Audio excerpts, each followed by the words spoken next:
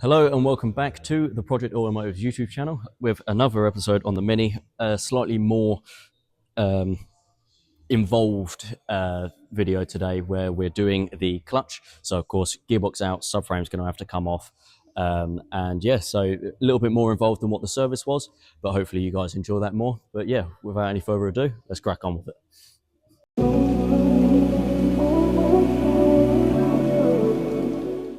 So jumping straight into it with nothing else said, I've moved the expansion tank out of the way because that was a little bit in the way. And then of course we can have a look on top of the gearbox. As you can see here, we have got quite a lot, such as the selector cables. However, once you pop those selector cables off, there are two bolts that hold the selector cables onto the top of the gearbox. And then once they're removed, you can kind of just cable tie them out of the way and move them out of the way. And then of course you can undo the bolts on top of the gearbox. And then pretty much everything on top is done until we get the rest underneath done.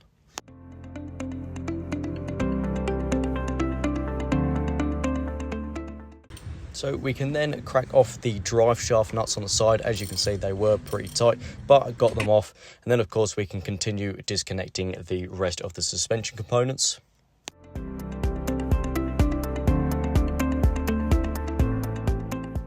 Of course, anything that we do on the near side, we really want to do on the off side as well. However, the drive shaft on the off side has got a half shaft, so of course we want to undo the bolts for that as well. An awful place to put a start motor, all the way up there. As you can hear there, I wasn't very happy about the starter motor location. However, I can crack on with taking off all the bolts for that and then finally removing that. Now, there was a bolt on top of the starter motor which really was just not very visible to the eye, and it was a little bit difficult. I did end up rounding it. However, after hammering a socket on, I could finally remove that bolt and finally remove the starter motor.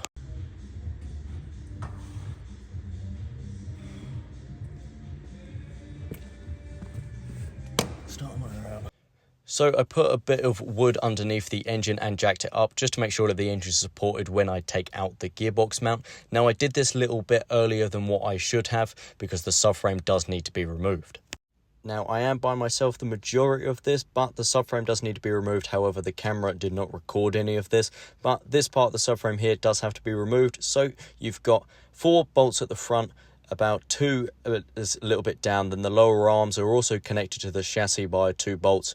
You also then have 3 bolts at the back, and of course once they are removed, of course depending on whether you want to take the steering rack out or not, you can unbolt the steering rack from the subframe itself, or you can disconnect it in the car and remove it with it. However, of course I decided not to do that because I'd already jacked up the engine before doing this. So of course you do have to remove all of those bolts, and then the front part of it slides out of the front, and then of course you can then lower the subframe down. Now, as you can see here, with me removing that subframe, I can easily get the gearbox out and lower it back down to the floor. Of course, gearboxes are quite heavy, so I would definitely recommend doing this with a second person. However, at this time, I didn't have a second person to hand, so I had to do it by myself.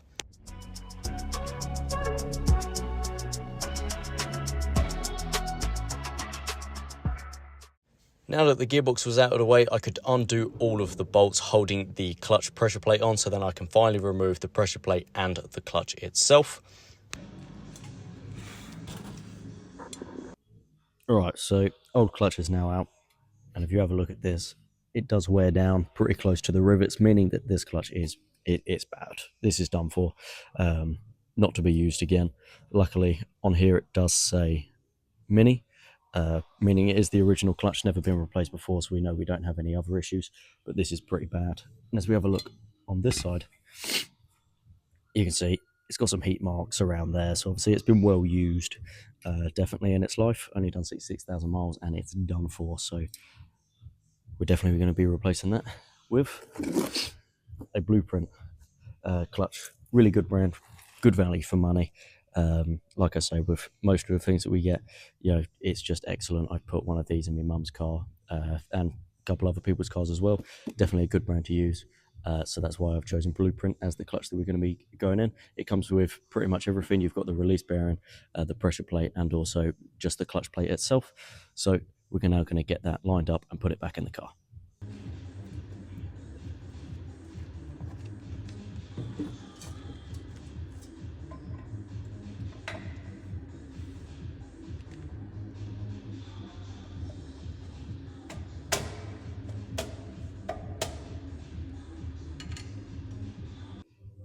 So new clutch is on now. I haven't tightened up all the bolts because in there you've got to line this up pretty symmetrical, well, pretty much in the middle, just to make sure that the splines inside of the gearbox seat into this properly, and obviously then it will drive right. Now you can use a clutch alignment tool, however I don't actually have one with me at the moment, so I'm pretty much just eyeing it up to the center as best as possible. You can get a screwdriver, move it around in there, and then tighten up all the bolts. Now you do have to tighten the bolts up in a diagonal format, just to make sure that this goes down evenly. So what happens is when you tighten this up, these springs then go in and pretty much load that clutch up, so that there's pressure on it. And of course then the release bearing, as it pushes it in, it will then release that, and of course that is how your clutch is then activated and then disengaged. So that's how that works. I'm now going to tighten up these bolts once I get this all lined up and be able to get the gearbox back on. Right, so I got all the bolts tightened down and that's pretty much bang on in the center where it should be. And I was just having a look around, just having a clean up, and I found all this like white stuff on the, if the camera focuses, all this white stuff on the side here. And that's actually, well, that's the wax from the thermostat. That's how bad this overheating issue was, is that the wax from the thermostat has made it into, it's trickled down here and gone in, and it's now sitting inside of this gearbox housing. And that's just how bad this overheating issue was. So that's really not great at all, but I've given it all a nice little clean now. So now this gearbox is ready to go back on. Which I highly advise doing with a second person, but unfortunately I don't have a second person to hand, so I'm going to have to give it a go at doing it myself. If not, I'm going to have to call some reinforcements.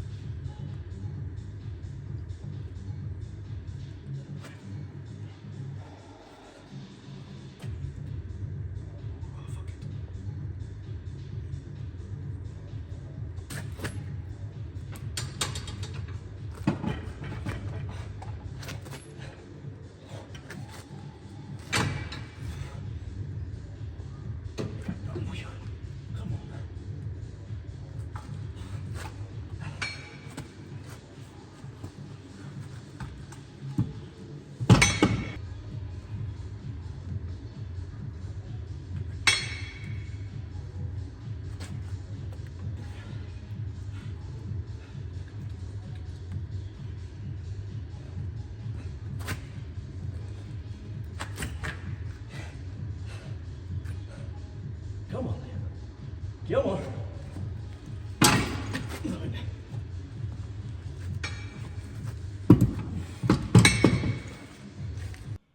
Right, so after that third failed attempt of me trying to get the gearbox on, I've had to phone my dad. Maybe it's about time I start hitting the gym, maybe. In my defense, gearboxes are pretty heavy and the weight is not very distributed very well. However, of course, I did call my dad, so a big thank you to my dad for coming out. He literally came out very quickly. I literally just gave him a phone call and said, can you please come help me? And he, without hesitation, come out and gave me a hand and, of course, helped me get it back together. And as you can see, with two people, it just makes life so much easier. The gearbox went straight on, and, of course, he can hold it in place while I get a bolt started so that the gearbox can just be held in place. So yeah, massive thank you to my dad for coming out and just giving me a hand.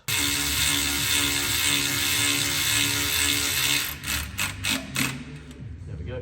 Yeah, that's all good. Come on. Oh. So with a massive sigh of relief, we can finally get the rest of the bell housing bolts tightened up. Of course, once these are all tightened up, I can then go back on top and tighten up the gearbox mount itself.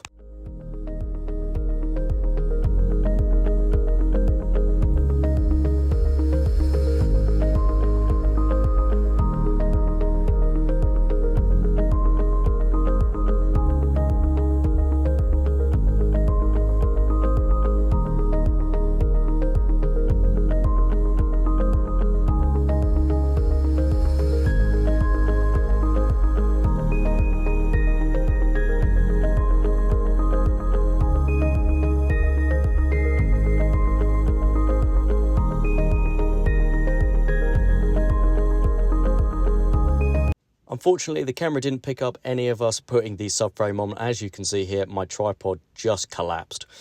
So, of course, once we got the subframe on, we can then start putting everything back on top, back together, putting all the rest of the bolts that sit on top, putting the selectors back on, and, of course, just attaching anything else that we originally removed.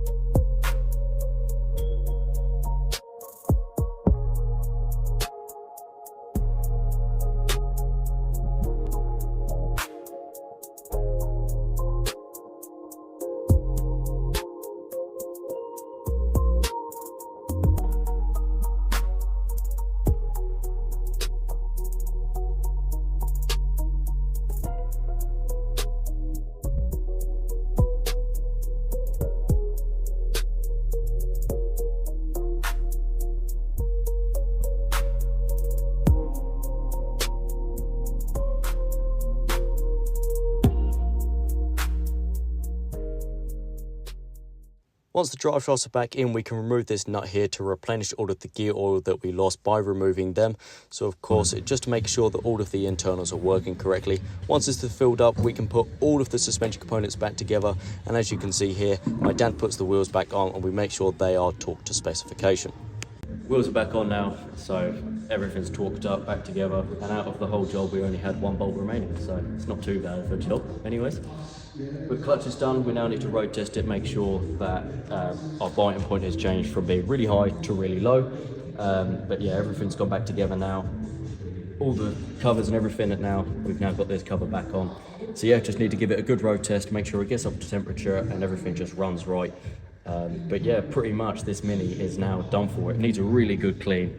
But yeah, it needs an MOT now, just so we can get it back on the road. And yeah, that is pretty much the Mini done. So yeah, I thank you very much for watching the all the videos on the Mini Cooper. Of course, if you haven't watched them, definitely go back and watch them and then come back and watch this one. But yeah, definitely really appreciate you guys watching them. Of course, we're going to get another car soon so we can continue on.